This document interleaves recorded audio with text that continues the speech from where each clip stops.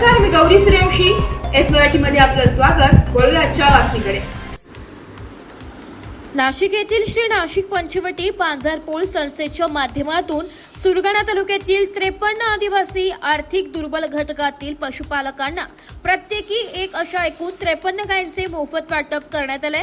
हा उपक्रम गरजू लाभार्थ्यांच्या उपजीविकेला हातभार लावणारा ठरणार आहे. या कार्यक्रमात हर्ष जव्हेरी, नाशिक येथील प्रादेशिक पशुसंवर्धन सहआयुक्त बाबुराव नरवाडे, जिल्हा पशुसंवर्धन अधिकारी डॉक्टर संजय शिंदे, प्रकाश झांबरे, फार्म मॅनेजर पंढरीनाथ पाडेकर यांच्यासह अनेक मान्यवर उपस्थित होते.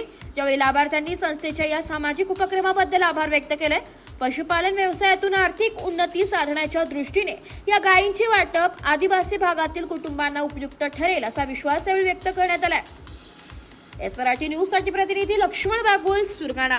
अशाच नवीन ताज्या घडामोडी जाणून घेण्यासाठी आमच्या एस मराठी न्यूज चॅनलला लाईक करा, शेअर करा, सबस्क्राईब करा आणि बेल आयकॉनला क्लिक करायला विसरू नका.